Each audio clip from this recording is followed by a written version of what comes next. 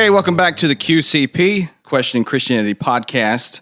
He's Rob Helton. I'm Dan McClellan. Hey, everybody. Welcome once again, and we'd love to hear from you. Check us out at facebook.com/questioningchristianity or on our website, questioningchristianitypodcast.com. Rob, do you remember that we have a phone number? Did you remember that? I do remember that vaguely. We actually got a call. Really? This week, so yeah. Wow. So let's give that a listen. Okay. Greetings, Rob and Dan. Hey, my name is Don Moore. I'm from Medford, Oregon. And that podcast is awesome. It really is awesome. I'm enjoying it. I listen at work, and I try to study through it. I was listening to episode 7, The Cross, and the pastor was speaking of Isaiah, and there was 12 verses that he was mentioning. And I didn't quite catch the chapter and the start of the verse. And it was very interesting to me. So, gentlemen, thank you. Thank you, and God bless you. Bye. All right, so thank you, Don, for calling our number. That's awesome. It's Kyle, I think, is the only one who ever called. I tell you what, Kyle. Some people still speak into phones. So if you'd like to speak into the phone and be featured on our next episode, you can call 704-709-9736.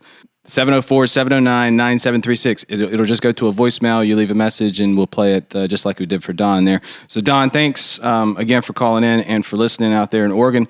And do you remember, Rob, what passage he was referring to? I do, and I apologize for not saying the chapter. Somehow I missed that during the podcast. Dan's supposed to catch those things and, I probably tell me edited it to out. come back and explain. But it was Isaiah chapter 53, a very well-known passage from the prophet Isaiah, and it's definitely worth your read. So go back and look at that. Cool. And, you know, this we've said this all along with this podcast, is that this is a show for doubters and dreamers. And so we got a couple questions in this week that have to do with doubt and what to do when you just can't believe in Jesus or in something. Yeah. So let's make sure we get into that before the end of today's episode. Yeah. And by the way, you look sharp. Thank you, Dan. My God, we should have done a video. I know. We were supposed to do a video tonight. I dressed up for the video. Oh yeah. No, that's a lie. Actually, I came almost straight from a funeral, so Okay. I don't have my normal fly fishing shirt and hat on. Well, you look the part, and it's appropriate because this is our 1-year anniversary. Really? Yeah. Wow. I can't believe that. I was trying to rig up some confetti. Yeah. Or something, but Yeah, that would have been cool. then I just Yeah. did something else. Well, you would have had to clean that up afterwards. That's right. Well, I've got a Roomba, so that helps. Yeah. Anyway, our first episode we did, I guess, the end of August 2017. Wow. Kind of wild. That is cool. That is cool. Give that one a listen again if you haven't. It was a cool topic, but I bet we sucked. You know, our first episode. Well, I'm sure we did. Yeah. If you stuck with us for a whole year, thank you and congratulations. And I hope we haven't warped your spirituality too much. No, I don't think so. We're all kind of in this thing together, just trying to figure it out a little bit. Yes.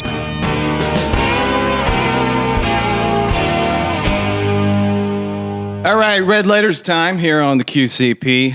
And so this week we're looking at the next part of that passage from Matthew chapter 7, the Sermon on the Mount. It says, "Enter through the narrow gate, for the gate is wide and the road is easy that leads to destruction, and there are many who take it. For the gate is narrow and the road is hard that leads to life, and there are few who find it." This is kind of a dark kind of turn to this. You know, we just talked about the golden rule. You know, Yeah. everything was happy and friendly, and then now we're dealing with gates and destruction. Yeah. What's going on? Definitely makes a turn here, doesn't he? Yeah. Well, I think that one way to look at this is that Jesus is beginning the conclusion to the sermon. Okay. He's going to get a little bit dark. The next episode, we'll talk about these false prophets that he warns about. And then at the very end, he talks about these two different kind of foundations you can build your house on. All of these are kind of ways for Jesus to issue a warning of sorts, Okay. to say that I know that this sermon that I just now shared with you, he probably wouldn't call it a sermon, but this central teaching that this new rabbi on the scene has given he is really honest, and he acknowledges that it's a different kind of teaching that not many people are going to embrace, at least not initially. Jesus is not like modern day preachers.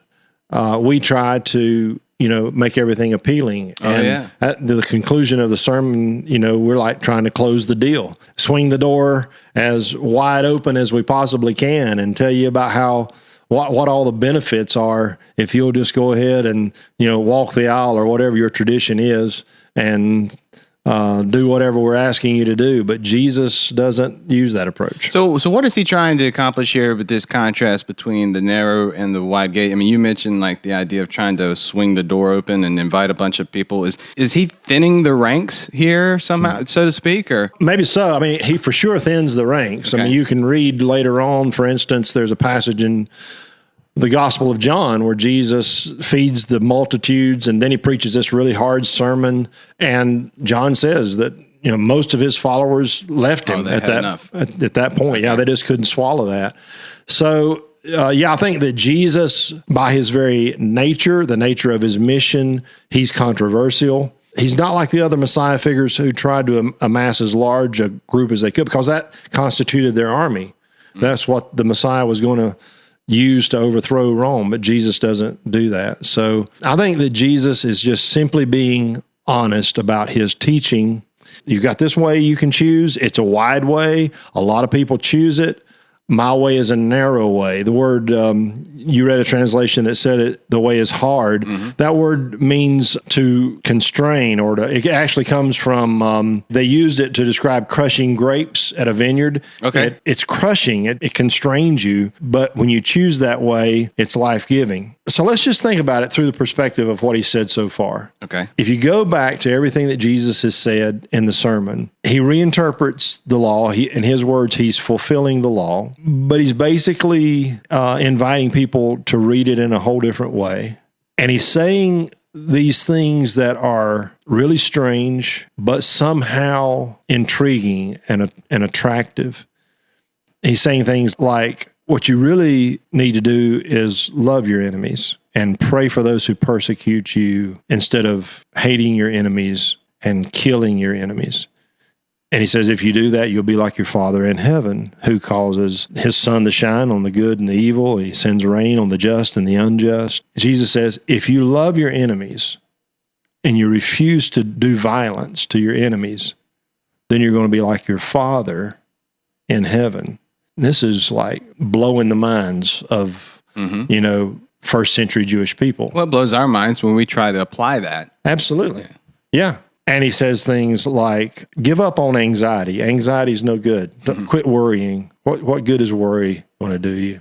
Trust your Father in heaven who takes care of birds and animals. And we've talked about all this stuff.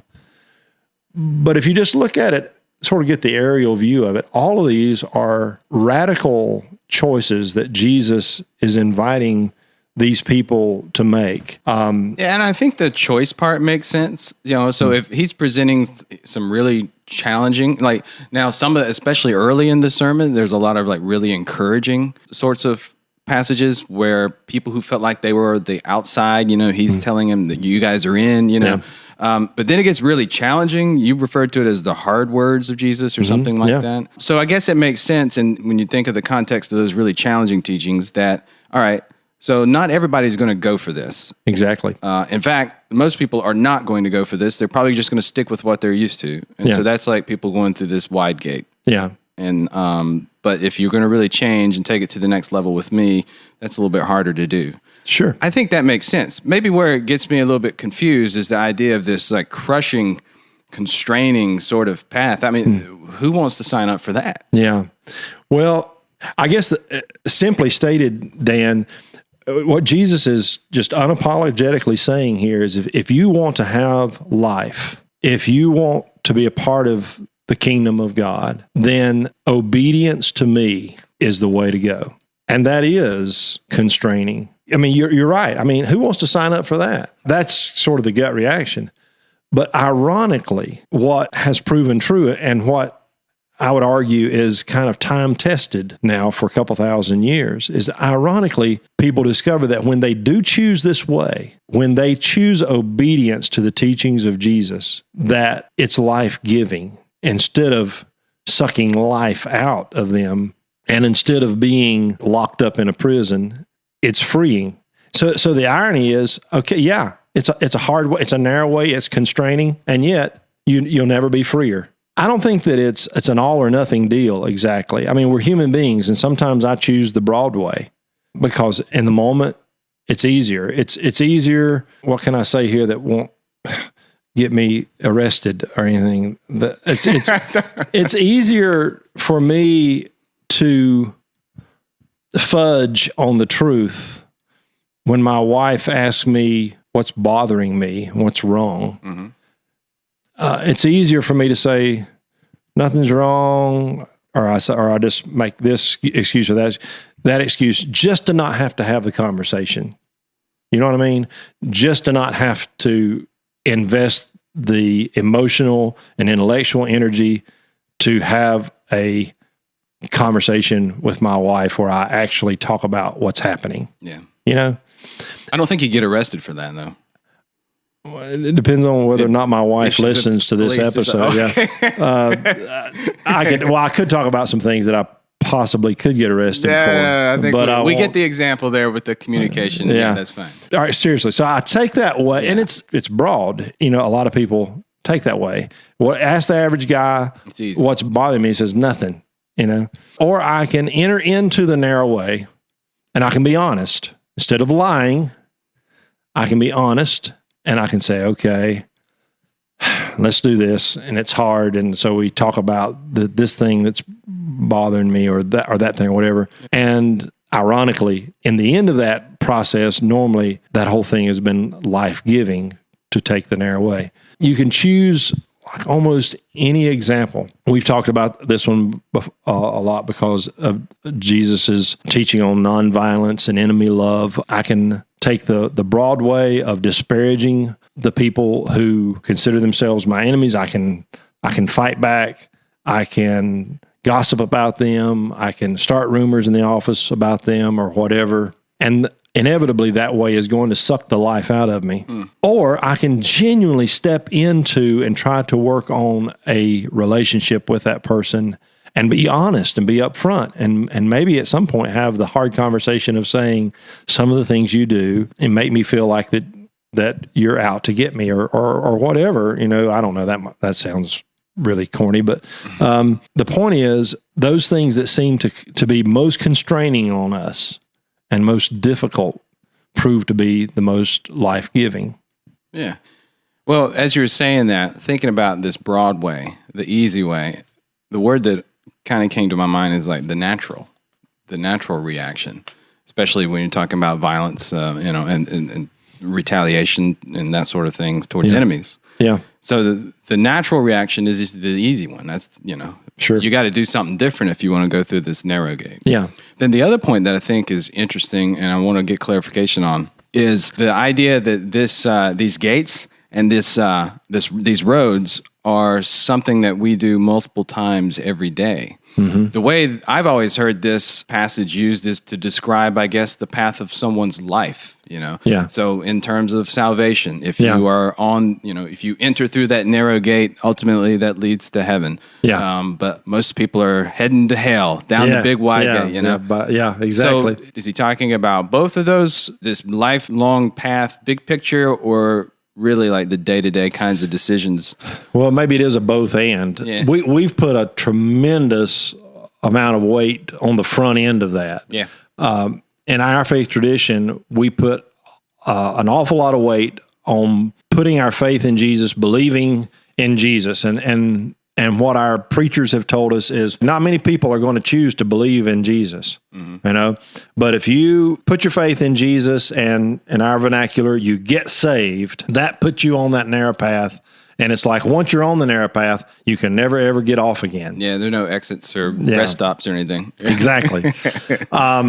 And the people who choose to go down a broad path are the people who choose to not put their faith in Jesus, to not believe in Jesus. And there are lots of those out there. I mean, they're all in the movie houses out there, you know. They're all the ones that are doing, I'm just trying to be funny, not doing a very good job. I couldn't tell if you were serious or not. But seriously, I grew up with, look at all those people out there in the beer joints. They've chosen the narrow way. The Broadway. I mean, the Broadway. That got confusing. Thank you for correcting me. Or those people that act on Broadway. They chose the Broadway. Yeah, they chose the Broadway. Yeah. And ironically, and I'm using that word a lot tonight, the preachers never did say anything about, well, look at the people who choose to endorse warfare. They've chosen the Broadway. Yeah. It was always those sins that we tend to pick at or whatever. But here's the deal with that, Dan. Think about it this way. We have to come back to ask this question: what does it mean to believe in Jesus? The way to be saved, as Paul told the Philippian jailer, is to believe on the Lord Jesus Christ. But what does that mean? If I believe in Jesus, then I'm not going to just give intellectual agreement to some kind of religious doctrine. If I believe in Jesus, then I'm going to believe in what he says and I'm going to obey him. Think about it this way. I actually had this thought and wrote it down, jotted down a note or two, which I seldom do.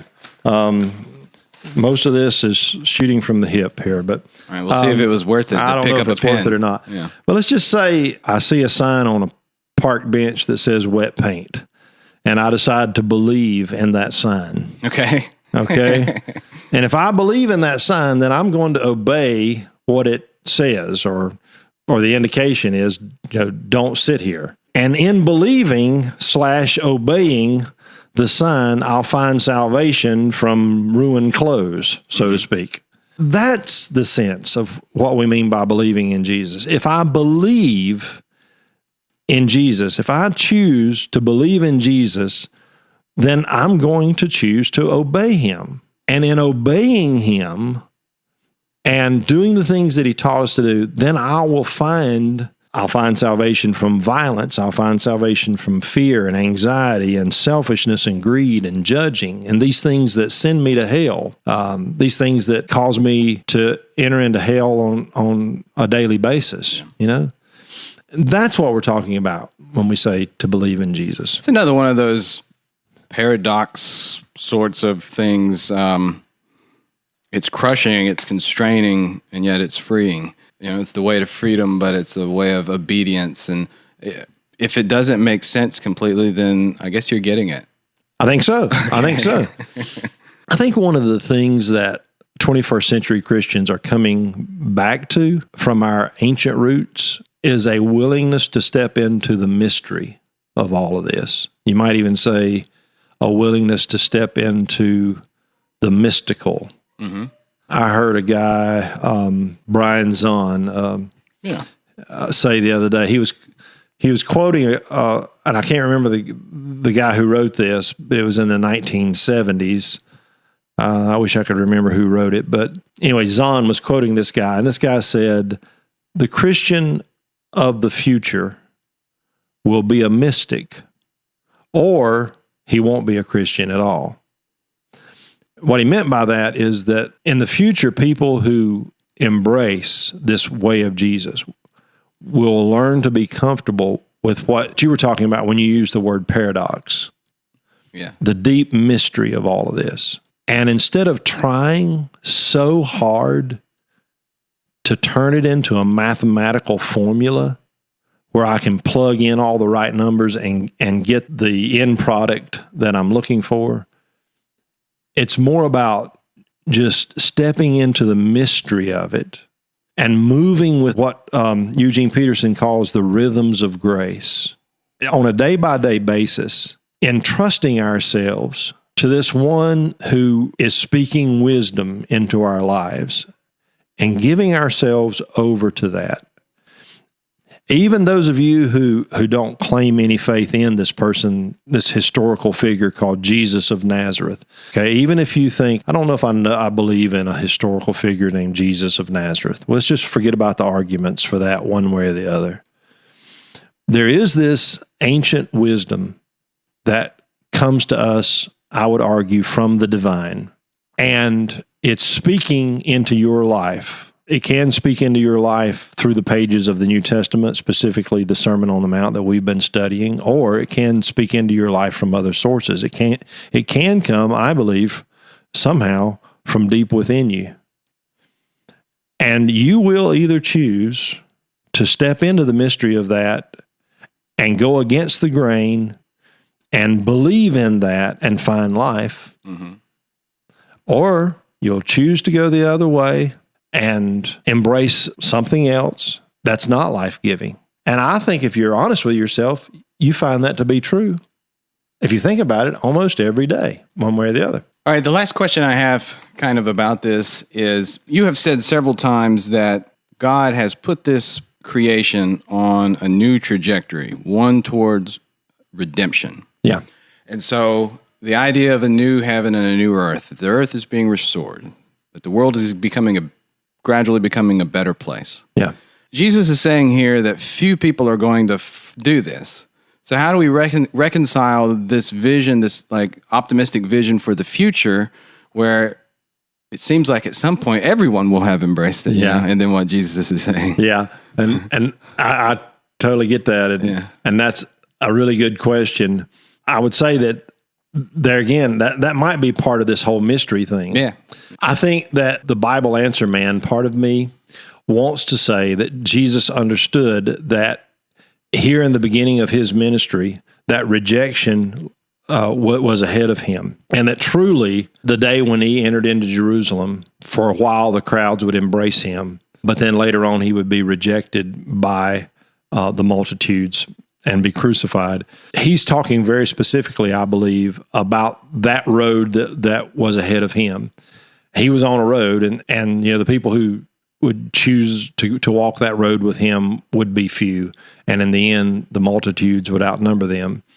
Of course, Jesus goes on to say, for instance, in the Gospel of John, he said, "In this world, you're going to have trouble, but don't be afraid, because I've overcome the world." He was looking past that pivotal moment in time when the trajectory would be changed, and that people would come to this faith in him, and it proved true in the early church. And just a reading of history proves this to be true, that over the first 3 centuries of the Christian movement, the church grew exponentially, faster than any other movement in history. The church grew.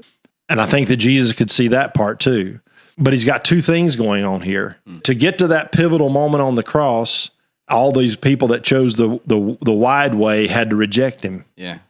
And then you get past that, and the trajectory of the world is changing. Sure, and even his disciples chose that wide path, and even a guy like Peter. Sure, yeah. Yeah, that's kind of wild to think about it like that. It is, yeah. He was, in the end, he was there alone. Yeah, he kind of called it here in chapter 7. Yeah. Well, we'd love to hear what you think about this. If you got some ideas, please share them with us. You can contact us through our website, questioningchristianitypodcast.com, on Facebook, or we got our number, we're plugging that again. Yeah, 704-709-9736. And that number, of course, is on our website as well. We'll take a quick break, come back with questions. That'll work.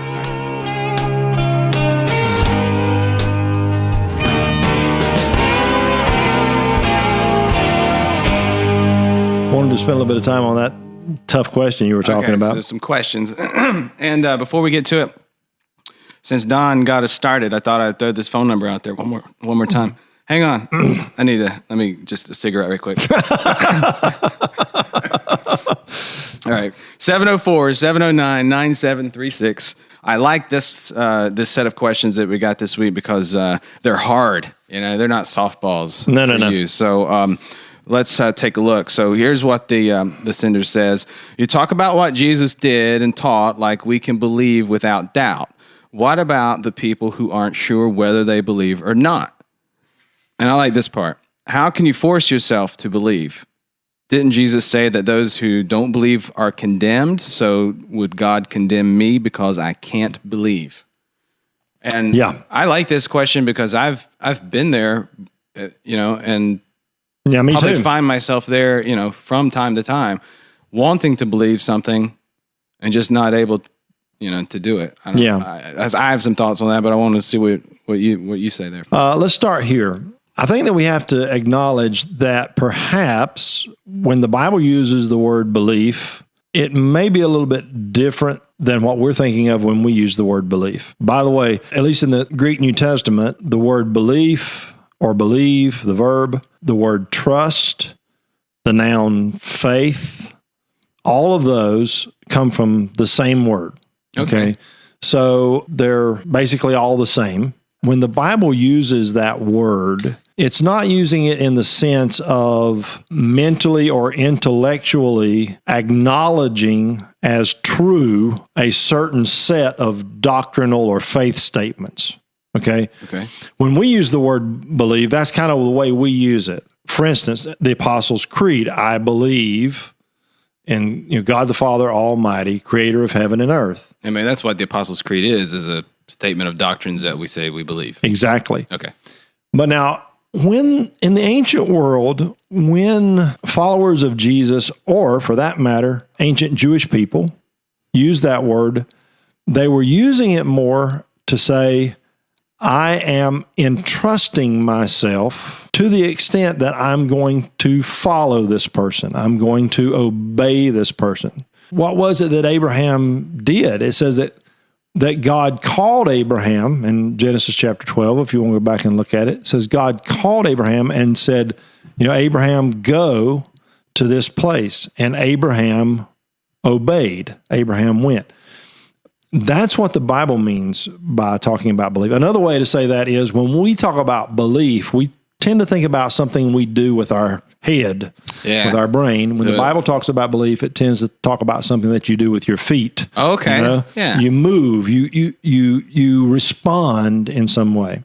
The way we understand belief is belief becomes a totally involuntary thing. You cannot force yourself to believe. For instance, my grandson comes in from outside and he has, let's see, what's a good example? One that is actually maybe true. Trying something different, huh? Yeah. Okay. So my grandson comes in and he's got like tomato stuff all over the front of his shirt, crushed tomatoes on his shirt. And I say to him, have you and your cousin been throwing tomatoes at one another? And he says, no. Okay. Now tell me this, can I force myself to believe that he's telling me the truth? Yeah, you shouldn't. Yeah, no. I can say, okay, I believe you. But even if I lie to him and say, I believe you, I can't change the reality that I cannot force myself to believe. Okay. Now, faith in a deity works the same way. You cannot force yourself to believe in God. What you can do is you can step into the mystery of God and decide, I'm going to test this. I'm going to entrust myself. I know that this is a big step. This is not a small step. This is not believe me, when I'm not demeaning faith at all. You may not know if you believe in Jesus, but you're going to say, okay, I'm going to entrust myself to this person, Jesus, and I'm going to choose to live the way of Jesus, even if it's on a trial basis. And when you've done that, then biblically you've believed in Jesus. Okay. Do you ever get to the point, though, where you have that intellectual belief if you're doing that? I mean, or is that something that you need to strive for? I think that you get to the point where you are more and more comfortable with mystery. Okay. Yeah, I like that. And I'll be honest with you. I've been doing the Christian journey for close to 50 years. I know that I don't look that old or sound that old, but and it seems like it goes in cycles in my life. At times I struggle tremendously with doubt. You know, I'll get up one morning and I don't believe anything anymore. But I go ahead and choose to follow Jesus that day, on a good day. And then some mornings I get up and my faith is just remarkably strong. I choose to believe that that's part of the mystery of the work of the Holy Spirit in me, that some days my faith is strong and some days I struggle with doubt. Maybe it's just, I don't know, something not firing the way it should in my brain or something. A scientist may have a better explanation for it. But, I mean, if you're listening and you think if you struggle with doubt that you're lost or you can't be a Christian, then please, I would encourage you, reject that, and just embrace your doubt as a part of your faith. In fact, I would argue that biblical faith and doubt are companions. They run in parallel. When Jesus, the last chapter of the book of Matthew, when Jesus gives what we sometimes call the Great Commission, and he gathers his disciples, and he's getting ready to give this Great Commission, and then he's going to ascend to his Father in heaven. It says, then the 11 disciples went to Galilee, to the mount where Jesus had told them to go. And when they saw him, they worshiped him, but some doubted. Now, you would think that if Jesus had a problem with the people who doubted, that this would be a good teaching moment for Jesus to stop and say, no, don't you doubt. Good point. I'd like to think that he would look at them and say, do you know that you know that you know? Yeah. Well, he's like, hey, look at me. I was dead. I'm resurrected here. Yeah. What's the doubt? Yeah. But he acts like it's no big deal. He just goes on to say to them, this says that then Jesus said to them, all authority in heaven and on earth has been given to me. Therefore go and make disciples. The doubters are supposed to go and make disciples. Sure. That's the way it's supposed to work. Because Jesus didn't say that we had to divorce doubt. Now, later on, James will say that we're supposed to pray without doubting. But remember that James is this guy who believes that faith is doing something, So James is all about this idea of belief as doing something, stepping in. So he's just saying, continue to be faithful. Don't let that interfere with your prayer life. Let me use this illustration. I think, Dan, you've probably seen me use this illustration before. All right, now I'm going to check out for a little bit. Okay. Well, hang on, because I may have to have your help. Okay. So, checking back in. This is not original with me, by the way. I got this from a guy named John Ortberg, who check out his podcast. He is it's Menlo Presbyterian Church. They've got I think a good podcast. At any rate, let's say I take a $5 bill and I put it in my hand so that you can't see it. And you literally have taken a $5 bill. Exactly. I took one of your $5 bills. Yeah, I had to lay it on the table for some reason. Okay. But pretend like you didn't see me take it. Oh, okay. And you can't see it in my hand. And I've got it in my hand, but you can't see it. And so you really don't know whether I've got a $5 bill in my hand or not. Right. But I say to you... Because your hand is closed, we should say. Yeah, I should say. Okay. Yeah, you can't... I've got a big hand, and you can't see the $5 bill. Your gigantic... Sasquatch-like hands are closed. Right. We got to paint this picture for the listeners. Sorry. Okay. All right. Exactly. But I invite you down. I say, I tell you, I've got a $5 bill in my hand. Okay. And do you believe that? Well, let's say you don't know me and you don't know that I'm a guy who never lies and I'm totally trustworthy. But you say, okay, but then do you still have some doubts? Yeah. I might say, well, okay, I can believe that, but it wouldn't surprise me if you didn't. Exactly. Okay. But you say, okay, I'm going to choose to believe that you have a $5 bill. And so I'm going to go with you to the ice cream place. All right. Believing that you've got a $5 bill and that you can buy me some ice cream. So I'm going to choose to believe, even though I'm not sure when I get to the ice cream place if I'll actually get some ice cream. But I'm going to choose to go with you anyway. And in that scenario, you've got, correct me if I'm wrong, you've got both faith and doubt. That's right. Right? You've got faith to believe that I've got the $5 bill and to go with me somewhere to spend it. But all along the way, you're plagued with doubt. Will I get my ice cream? Well, let's say I relieve you of that. And I say, I've got a $5 bill in my hand, Dan. You say, okay, I think I believe. But then I say, okay, just so I relieve your doubt, I'm going to show you. Here it is. Okay. $5 bill. Now, what have I done? I've actually taken your faith away. I've taken your doubt away, but I've also taken your faith away. Yeah. Now you've got certainty. You That's don't need right. faith anymore. You know it's here. But that's not faith. See? I would argue that true faith actually runs along with doubt.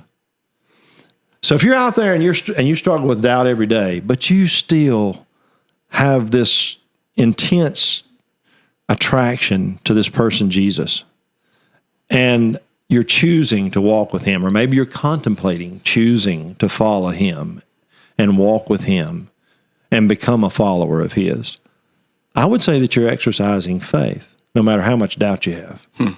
I think that's encouraging. Yeah, I know that there are a lot of churches that teach this more, I guess the definition of faith as being more like certainty. Yeah. And to a degree, that's kind of how I grew up. Mm-hmm. You know, maybe the person who sent this question is kind of dealing with that too. So you almost feel like there's something wrong with you when you have doubts. But I kind of like the way that you've laid that out. It's almost like you can't have faith without doubt. I don't know. To me, like a weight kind of feels like it's lifted. You know, like there's nothing wrong with you if you have doubts and questions. Yeah, and you're in good company with the hosts of this podcast. Sure. Yeah. Yeah. Absolutely. And I like the way you word that. There's nothing wrong with you if you struggle with doubt. Just remember that followers of Jesus have wrestled with doubt. Mother Teresa is a good example. She wrote in her memoirs about her doubts. All those years, she still was following Jesus, and she followed him despite her doubt. Now, if she had adhered to this idea that you and I grew up with, that if you have real faith, then you don't ever doubt, then she may have given up on her faith altogether. Yeah. So don't do that. Don't give up on your faith if you struggle with doubts. You keep following Jesus. And believe me, he's going to get you to the ice cream place, and it's all going to be good. So what's the ice cream place in real life? Well, I guess that's a metaphor for heaven. Okay. I don't know. All right. I thought so, but I wanted to check. So the last part of this question was about condemnation. And so it's the idea that if the question was, didn't Jesus say that if you don't believe, you're going to be condemned? So we're saying that Mother Teresa had doubts. Doubts are okay. So how do we address the concern about condemnation? In John chapter 3, Jesus says, if you don't believe, you're condemned already. And in John chapter 3 contains the most famous verse in the world. It's John 3:16. Yeah. You know, for God so loved the world, he gave his only begotten Son, that whoever believes in him will not perish but have everlasting life. And he goes on to say that those who believe are not condemned, but those who don't believe are condemned already. Well, yeah, that's true if we stick with this understanding of belief that we've talked about. If you don't trust Jesus and you choose to go this other way, this broad way, that's a way that's a life of condemnation. It's not that Jesus is consigning you to some place called hell. It's that you're choosing to live in hell when you choose to not entrust your life to Jesus, because Jesus is leading you in this way that is life-giving. Let me give you maybe a where the rubber meets the road example of that. Jesus was dealing with the people who claimed to have the strongest faith of anybody, the religious leaders, the Pharisees. And he said to them that they're condemned because they did not believe in him. Peter said of Jesus, you have the words of life. You know, and Jesus said of himself, I am the way, the truth, and the life.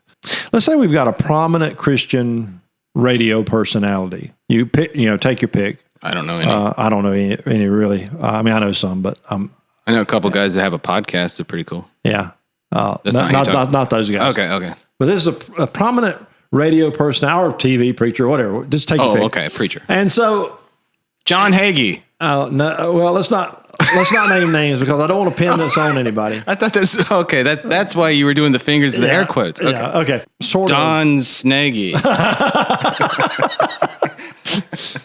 But But they sort of set themselves up as this really strong Christian, a person of strong faith.